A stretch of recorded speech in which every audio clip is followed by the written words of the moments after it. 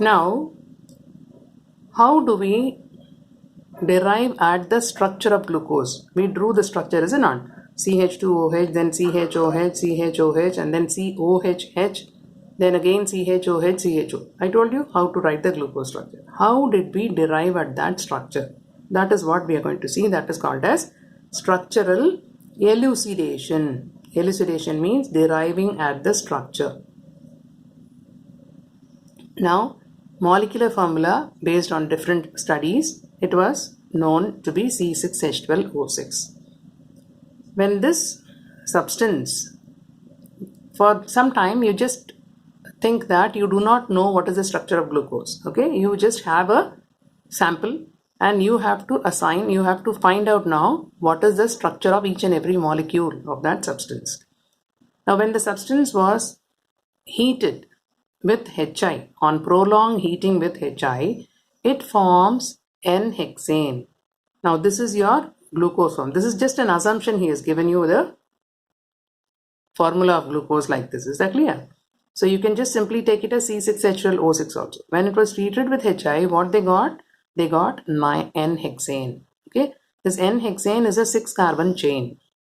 Now, from this 6-carbon chain, they came to understand glucose should also be having all the 6 carbon atoms in a chain. This was decided, okay, suggesting that all the 6 carbon atoms are linked in a straight chain. This suggested.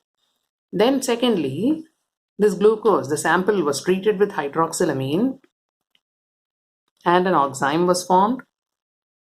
And when it was treated with hydrogen cyanide, a cyanohydrin was also formed.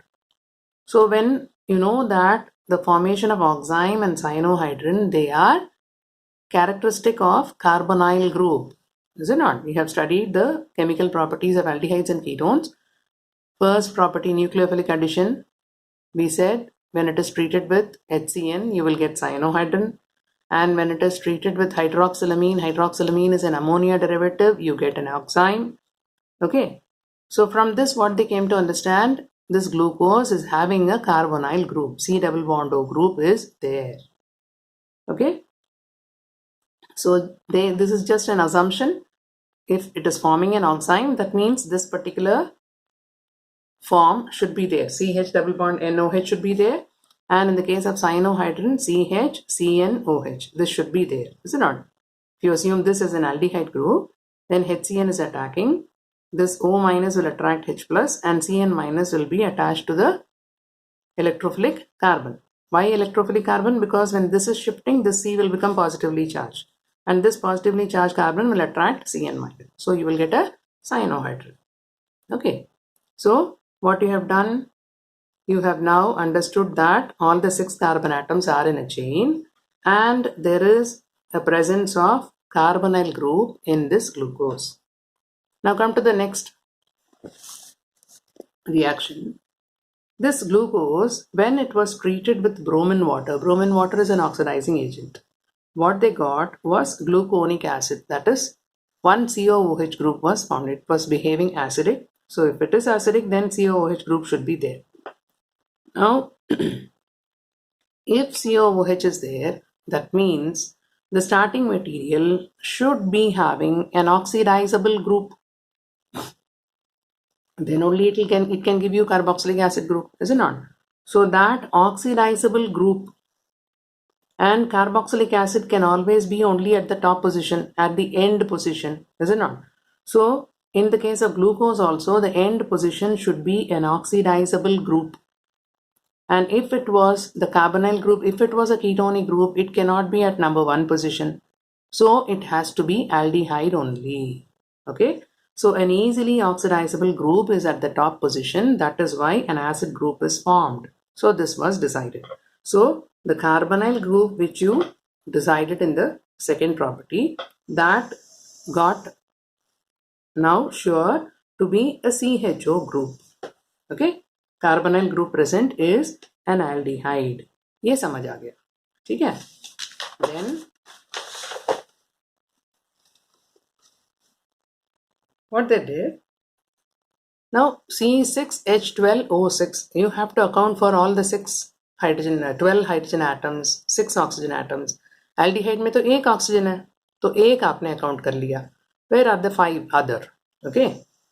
Now what they did, they tried acetylation of the sample. Glucose sample को acetylation कराया. कैसे? With acetic anhydride. It was treated with acetic anhydride and it gave a pentaacetate. And this pentaacetate formation confirmed the presence of 5 OH groups. Oh, that is, if there were 5 OH groups were not there, then a pentaacetate could not have been formed. From the acetic anhydride, how many molecules of acetic anhydride was used and how many acetic acid, that is byproduct, that is formed. Based on that, they decided how many has gone inside. Okay, so there were 5 acetyl groups that were added here. So if there were no OH groups, then acetate could not have been formed, right? So they came to understand that there are 5 OH groups in the glucose molecule.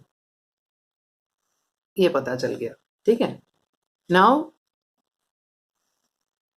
initially we did oxidation with bromine water. Now what they did, they oxidized the product of glucose. That was gluconic acid. Is it not? The oxidized product was gluconic acid. Okay. Now this gluconic acid was subjected to oxidation, and so also glucose was also subjected to oxidation in the presence of a strong oxidizing agent such as nitric acid. So what happened? They got a dicarboxylic acid. Gluconic acid is already having a COH group, and this also got oxidized to a dicarboxylic acid. This also got oxidized to a dicarboxylic acid. So for sure, there are 2 oxidizable groups in the glucose molecule. One is aldehyde, वो gluconic acid से ही पता चल गया, ठीक है? जब gluconic acid एक dicarboxylic acid दे रहा है, तो एक carboxylic acid group already है, तो एक और terminal position में oxidizable group होनी चाहिए, okay? That is primary alcoholic group. Why it is primary alcoholic group? Because you had to account for 5 OH groups also, is it not? So the terminal carbon should also be having OH group. That only then you can have carboxylic acid coming from here, because it is strong oxidation, right? It is not aldehyde. If it was aldehyde, then 5 OH groups you cannot account. So this is also OH group here. So you're getting saccharic acid, both from glucose as well as from gluconic acid. So this is telling you that there is a primary alcoholic group in glucose, right? Now, these are the reactions by which now we have to arrange the carbon, hydrogen, oxygen, everything you have to arrange. So what we have studied, there are 6 carbon atoms in a chain. 1, 2, 3, 4, 5, 6. 6 carbon atoms बना दिया, ठीक है? और top position aldehyde है, ये पता चल गया, और bottom position primary alcohol group है, ये भी पता चल गया. और there are 5 hydroxyl groups. One is here, so one is here, one is here, one is here, one is here. So 5 hydroxyl groups हमने अकाउंट कर लिया. Then 1, 2, 3, 4, 5, 6. 6 plus 2, 8. 8 hydrogen atoms you have accounted for. So 4 more hydrogen are left because it is C6H12O6. So the rest of the hydrogen should be like this. Okay, this was opposite, that we will see later. We just have to find out now how many OH groups are there and what other functional groups are there in the compound. Okay, this is called as structural elucidation.